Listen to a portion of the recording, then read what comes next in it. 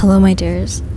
I am back in my safe space, and to the same person who requested the difference between slow love and fast love, I was requested to talk about the questions one would ask themselves when falling in love.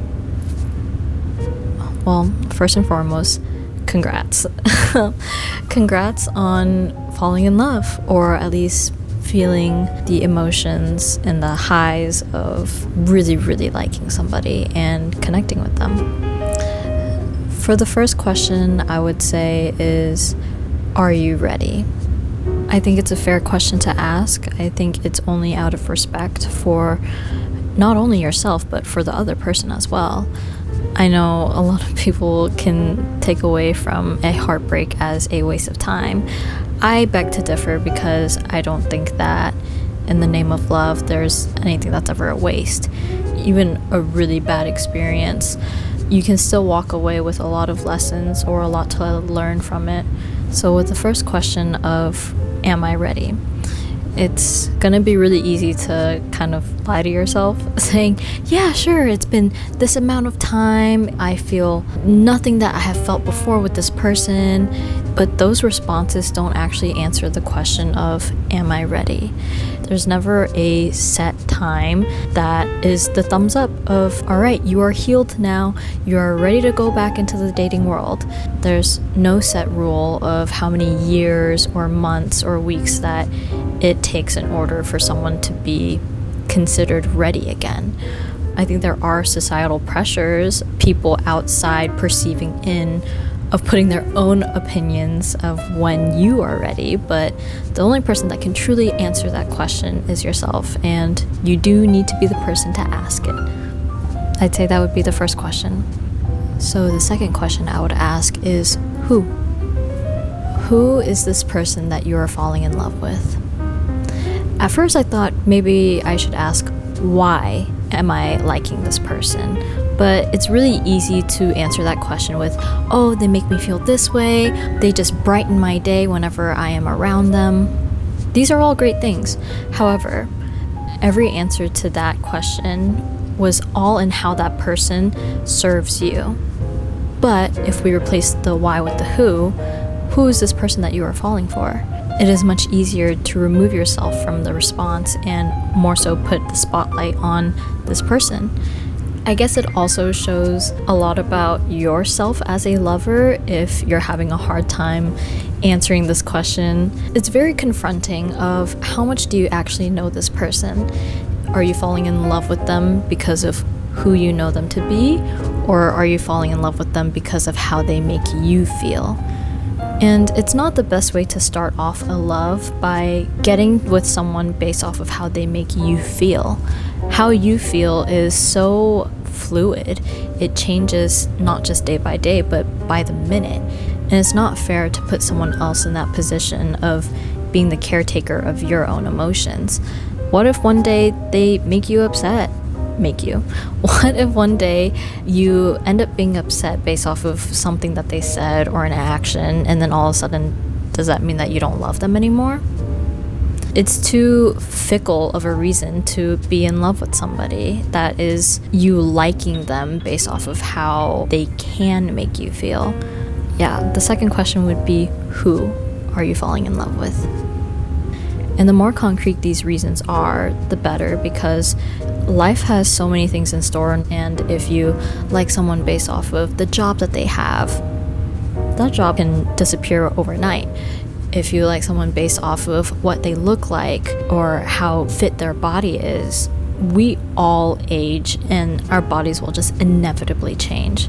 It's not just based off of the titles that they have, but of the characteristics that their body houses. Thirdly, how safe do you feel with them? I think it's very important to feel the utmost highest level of safety with somebody, especially your significant other, because you're going to have tough conversations with them. You can have the best time with somebody and you can't help the person that you have chemistry with. You just can't help it. But sometimes just because you have chemistry with somebody doesn't mean that you should be with them. I think we can also replace the word safe with respect. how much do they respect you, because they can tell you all of the words as to why they respect you and how they do so. However, I am a firm believer that actions speak louder than words. Words are great. I love words. I love a well-articulated person, but I think what comes after the words are the actions.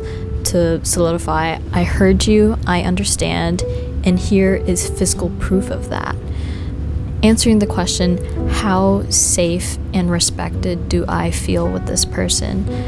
You can answer it on a scale of 1 to 10 or 0 to 100%. I think it's easier to kind of logically assess 75%. And for some people, that's a C, it's passing, C's get degrees. But personally for me, that level of percent puts you on a different tier of closeness that I would want with you. The people that I hold so near and dear to my heart are at either 98% or higher. And I think once I started prioritizing this percentage scale, it helped me create an environment around me that I felt at near 100% safe in. If you're going to be my partner, I want to know that I can show you all the sides of myself and you won't disrespect me for it. Life is going to put me and us through so many ups and downs, and know that I can safely request a conversation with you about it, and neither of us are running away from each other. These scales are all to everyone's own preferences. I feel like these questions are very open-ended. Everyone's scale results are going to be different. My definition of 75% safety with somebody is going to be very different from someone else's 75%. That's okay. We're not here to compare numbers. It's just a tool used specifically for you. I'll do one more question. Will they give me closure?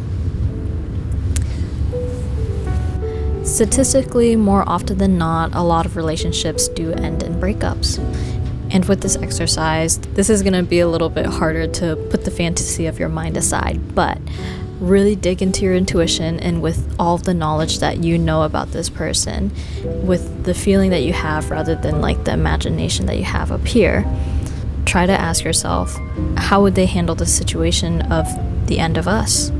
Would they ghost me? Would they do it through a text? Or would they ask me for a mutual in-person conversation to have it face to face and give me a respectful goodbye? And all of these questions, sure, you could ask them, but I feel like that would be a little bit counterintuitive, because then that's kind of them pitching themselves to you, and you could be falling in love with the person that they are presenting themselves to be. If you want to have a little fun conversation with them about it, sure, but people really do show you who they are. It's just up to you to open your eyes and collect the data. Then once you've sat with yourself and you have spread out all of this data for you to analyze, now it is up to you to make some decisions. That's my cue to go. But I wish everybody the best of luck in their love journey. Please leave a comment on what you would like me to talk about next. I have some really, really cool topics coming up, and yeah. I wish you all a warm glass of water and a really, really good book to read. Thank you so much, my romantics. I'll see you next week.